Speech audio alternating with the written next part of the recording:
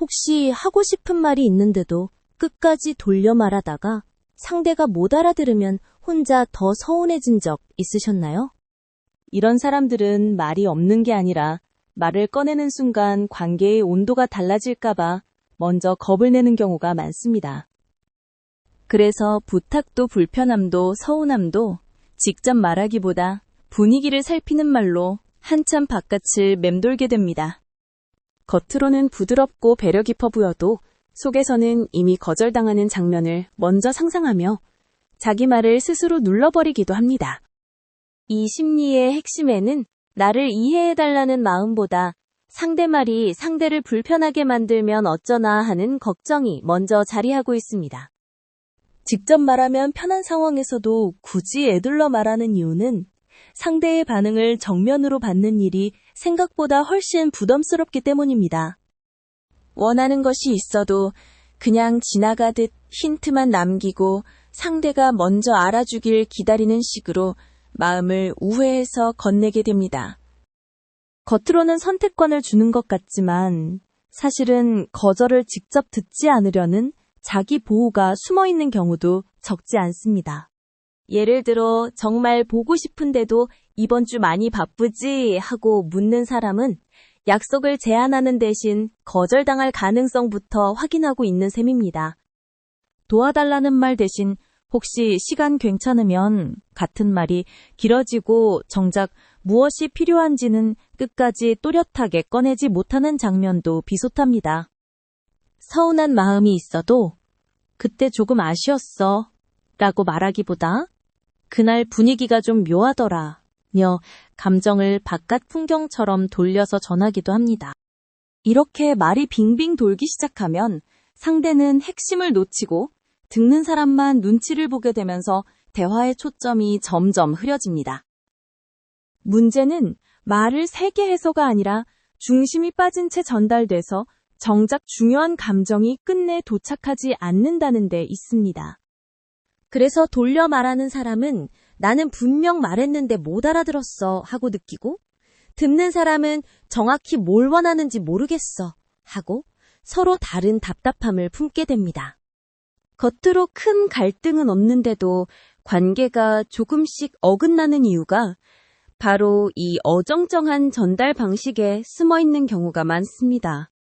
특히 평소에 눈치를 많이 보는 사람일수록 말의 내용보다 상대 표정과 분위기부터 읽느라 자기 문장을 끝까지 밀어붙이지 못합니다.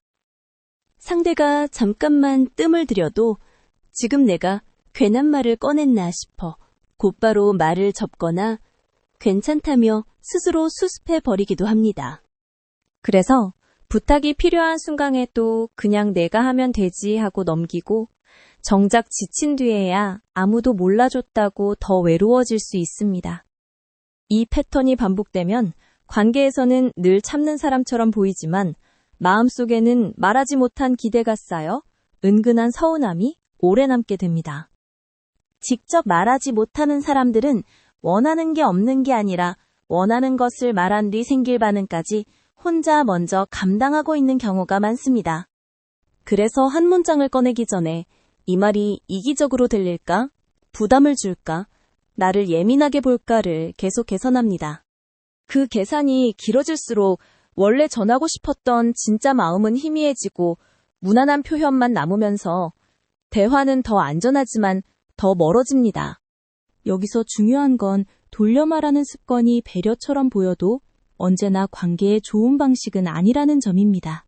상대는 내 속뜻을 맞히는 사람이 아니기 때문에 힌트만으로는 내 마음을 정확히 알아차리기 어렵고 그 오해는 결국 내 쪽 상처로 돌아오기 쉽습니다. 특히 가까운 관계일수록 알아서 알아주길 기대하는 마음이 커지는데 그 기대가 커질수록 직접 말하지 않은 서운함도 함께 커집니다.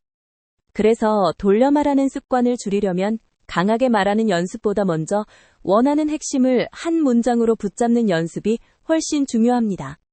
예를 들면 언젠가 한번 보자 대신 이번 주 수요일 저녁에 보고 싶어 처럼 시기와 마음을 짧고 또렷하게 말해보는 것입니다. 서운함도 마찬가지로 그날 내 말투가 조금 차갑게 느껴져서 나는 마음이 작아졌어 처럼 사실과 감정을 나눠 말하면 훨씬 덜 엉킵니다. 직접 말한다고 해서 관계를 망치는 사람이 되는 것은 아닙니다. 오히려 내 마음을 분명히 보여줄수록 상대도 어떻게 반응해야 할지 알게 됩니다.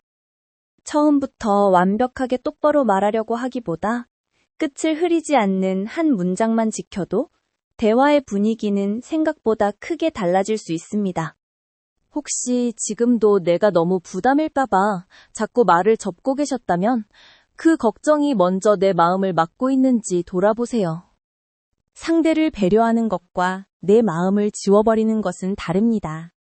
배려는 관계를 부드럽게 만들지만 자기 삭제는 결국 관계를 흐리게 만듭니다.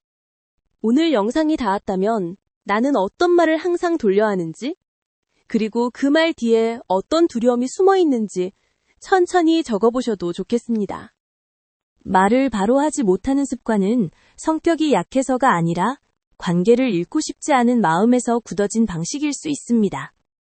하지만 관계를 지키는 가장 현실적인 방법은 상대가 알아주길 기다리는 것보다 내 마음의 핵심을 조용하고 분명하게 전달하는 쪽에 더 가깝습니다. 다음 화요일 영상에서는 눈치 보느라 부탁을 거절하지 못하는 사람의 심리라는 주제로 상대를 실망시킬까봐 자기 한계를 뒤로 미루는 말버릇과 감정 흐름을 이어서 풀어보겠습니다.